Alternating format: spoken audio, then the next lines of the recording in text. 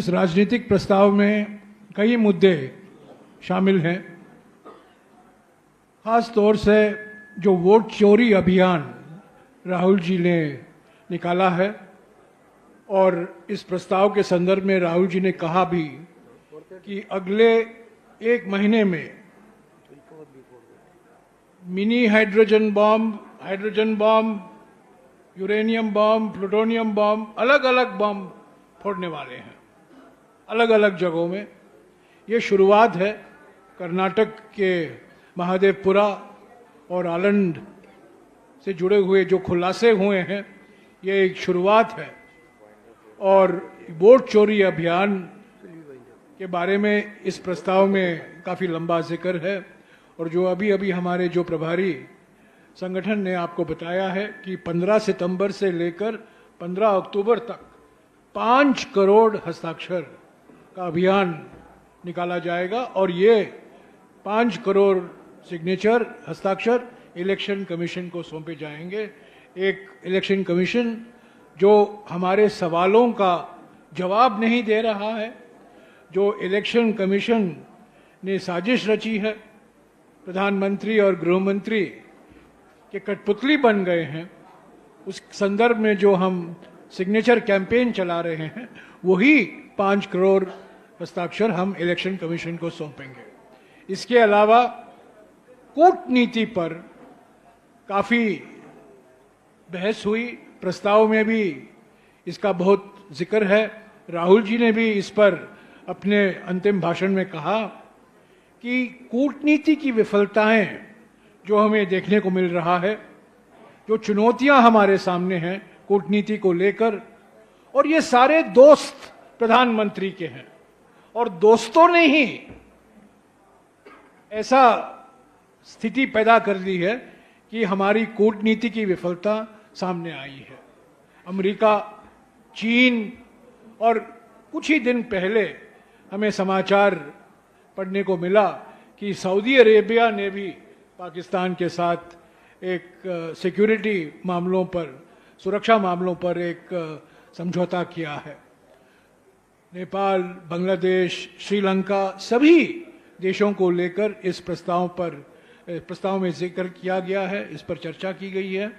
और कूटनीति अभी एक बहुत बड़ी विफलता है मोदी सरकार की।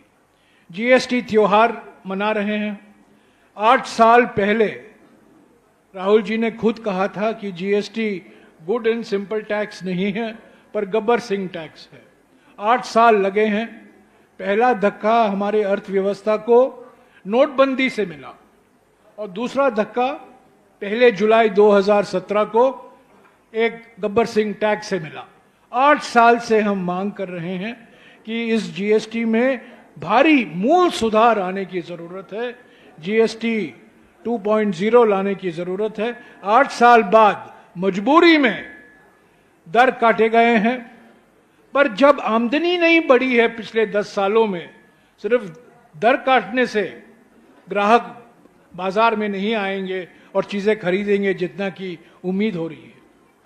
तो इस जीएसटी को भी लेकर ये जो सुधार या जीएसटी में जो परिवर्तन के दावा कर रहे हैं प्रधानमंत्री, ये बहुत अधूरा है, बहुत अपर्याप्त तरीके से किया गया है, सही तरीके से नहीं किया गया है। राज्यों पर इसका बहुत भारी बोझ बढ़ेगा। मुआवजा राज्यों को सही मायने में नहीं मिल रहा है। और जीएसटी को भी लेकर जो दावे किए जा रहे हैं कि इससे अर्थव्यवस्था के लिए एक बूस्टर डोज मिलेगा, अर्थव्यवस्था में जीडीपी का दर बढ़ेगा, इस पर कई सवाल उठ खड़े होते हैं। सामाजिक ध्रुवीकरण को लेकर प्रस्ताव में चर्चा है और सामाजिक न्याय को लेकर खास तौर से जाति जनगणना जो एकमात्र कारण है। मोदी सरकार ने 8 साल से चुप्पी नहीं तोड़ी थी जाति जनगणना को लेकर, पर अभी उन्होंने अपना निर्णय दिया है कि 2027 के फरवरी महीने में ये जाति जनगणना करवाया जाएगा।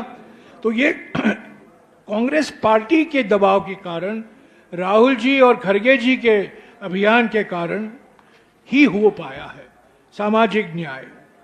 और सवाल तो उठता है कि सामाजिक सर्वेक्षण बिहार में तो हुआ था, 65% आरक्षण की घोषणा की गई थी, पर क्या वजह है, क्या कारण है कि प्रधानमंत्री उस आरक्षण अधिनियम को संवैधानिक सुरक्षा नहीं दे पाए हैं।